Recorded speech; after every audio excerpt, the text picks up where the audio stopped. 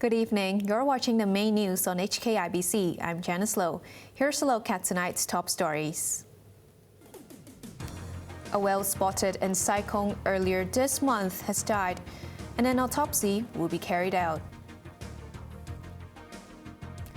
Hong Kong's economic growth slips in the second quarter, raising concerns whether the government's annual target will be met.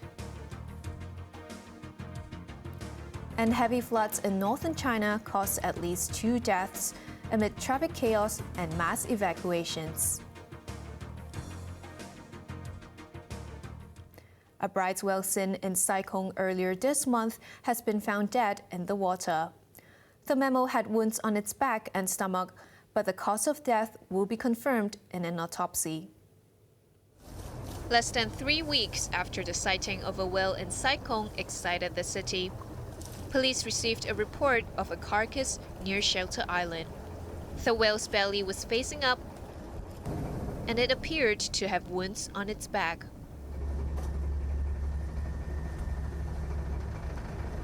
An online video appeared to show that its stomach was cut open. Police, along with Ocean Park staff and workers from the Agriculture, Fisheries and Conservation Department, rushed to the scene. Police and Ocean Park officials urged people to stay away from the whale and not to go and view the carcass. The whale was taken to High Island Reservoir West Dam for an autopsy to determine the cause of death. 2 years ago, a whale was spotted at the Big Wave Bay in Sai Kung. It was later confirmed dead. Back in 2017, the body of a pygmy sperm whale was found at the Kwai Chung container terminal. 14 years after another whale was stranded at Ham Tin Beach in Sai Kung. People tried to rescue that whale, but eventually it had to be euthanized. Hong Kong's economic growth slowed to 1.5% in the second quarter from a year earlier.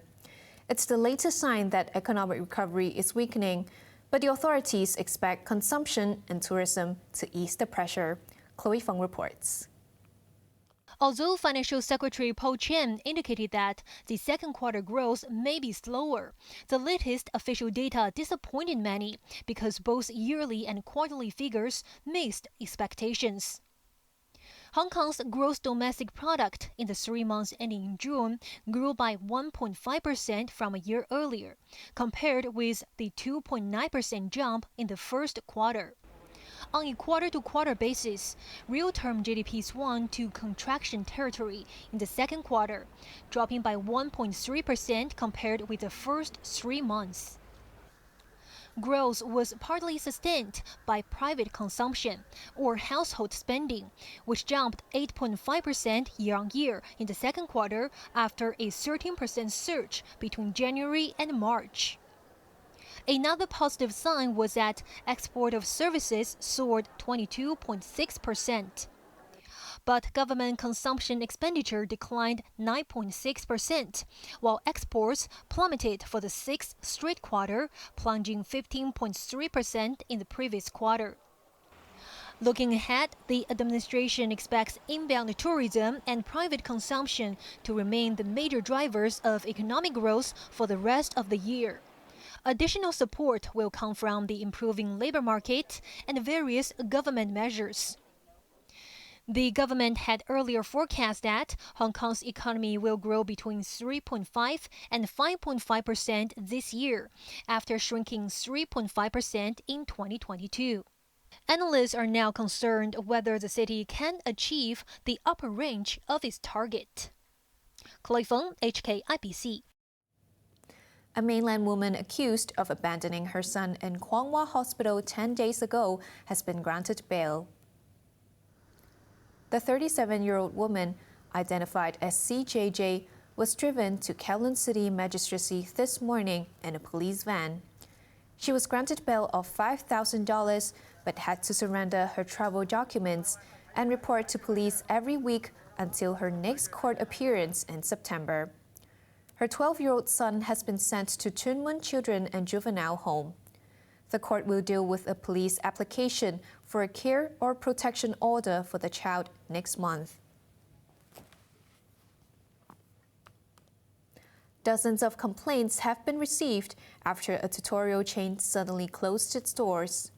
The Consumer Council has been unable to contact the company Brilliant Education in a bid to get refunds. Chloe Wong reports. The Consumer Council has received at least 60 complaints following the sudden closure of tutoring group Brilliant Education. The amount involved is $627,000, with each case exceeding $10,000. According to the consumer watchdog, the highest sum in an individual case is $50,000.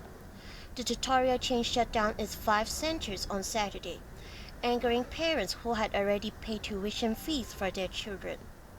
Dragon Zhang, the Consumer Council Chief Complaints Officer, said the watchdog has tried to contact the person in charge of Brilliant Education, but has yet to receive a response. If a trader knows that they have little chance of providing the product or service when they receive the payment from consumer, they may violate the trade descriptions ordinance regarding the wrongly accepting payment. John suggested that parents who used credit cards to contact the card issuing company for a refund. But he said whether a refund will be given depends on the payment method. People were advised to minimize prepaid payments to avoid losses. Chloe Wong, HKIBC. Fans of local-born American singer Coco Lee have flocked to her funeral. Some who turned up at the Hong Kong funeral home in North Point brought along a banner to pay tribute to Lee, who died earlier this month at the age of 48. A fan said she will always remember Lee's angel-like smile. The memorial service was broadcast live for 3 hours on various media platforms. Lee's sisters revealed that the singer had suffered from depression for years. At least 2 people have been killed in Beijing as heavy rain battered northern China. Thousands of people were evacuated in the capital, where transport services were affected by the record rainfall triggered by remnants of Typhoon Doksuri. Sachin Katvi reports. The highest alert for floods and landslides is in force in northern China as heavy rainfall swamped cities.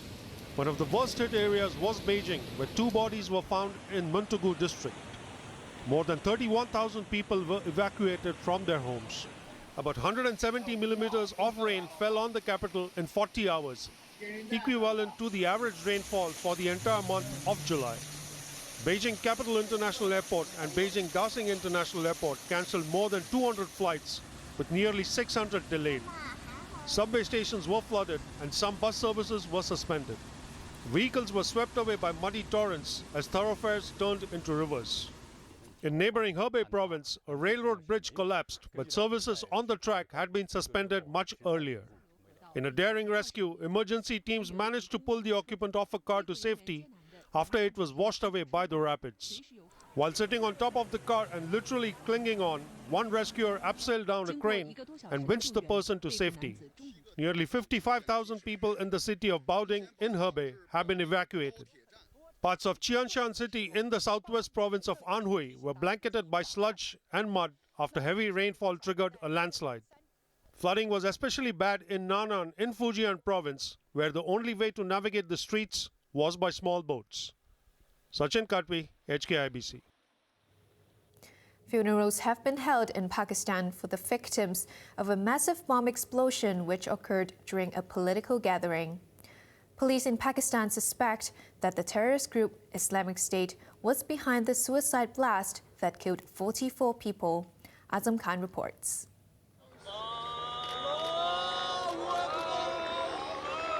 Hundreds of people gathered for the funerals of the victims of a powerful bomb explosion that caused chaos in Bajor district in northwestern Pakistan.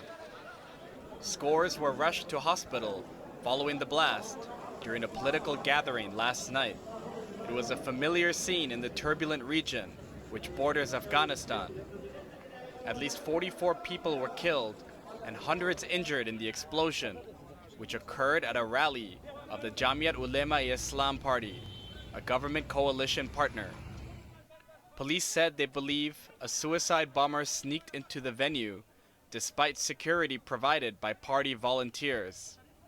Initial investigations suggest that the attack was carried out by the terrorist group Islamic State, which operates in Afghanistan and is a foe of Kabul's Taliban rulers.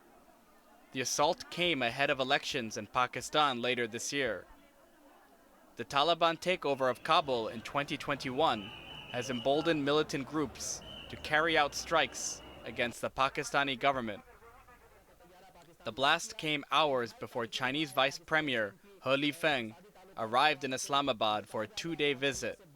In recent months, China has helped Pakistan avoid a default on debt payments. Azam Khan, HKIBC. Ukraine and Russia have stepped up air attacks on each other using missiles and drones. 2 Russian rockets killed 1 person and injured 10 people in the central Ukrainian city of Kryvyi Rih. Firefighters used electric saws to reach residents trapped in the building. Another Russian missile triggered a fire at a warehouse and injured 1 person in the eastern city of Kharkiv. Ukrainian President Volodymyr Zelensky earlier said the war is moving into Russia. A Ukrainian drone, meanwhile, fell near the southern Russian city of Taganrog, damaging part of a residential building. 2 Ukrainian drones crashed into buildings in Moscow yesterday, causing some damage.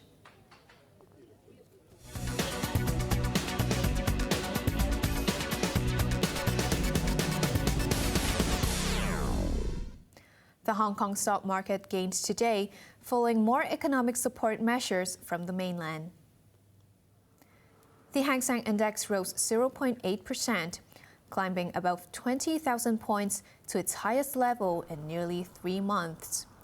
Tax led the charge as investors poured money back into the market after local governments from Beijing to Hangzhou signaled support for big tech firms. JD.com soared 4.2%, while Alibaba Group jumped 1.7%. Now let's take a look at the markets. The Hang Seng Index ended today up by 162 points. To the top 10 active stocks, Tencent gained $4, but Alibaba gained $1.60, and Meituan gained $3.90.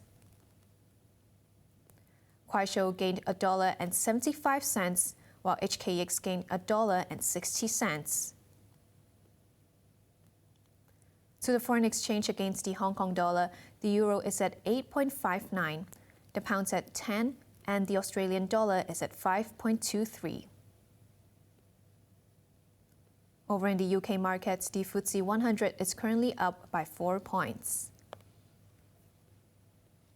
On to the weather now. Mostly cloudy with some showers and thunderstorms tomorrow.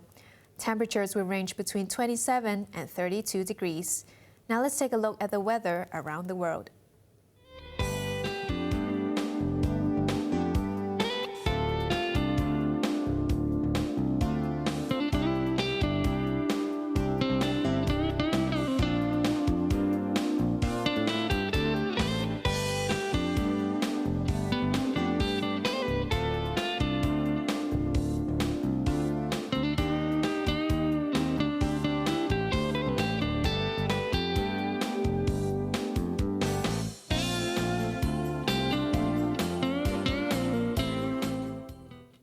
That's our main news for Monday night.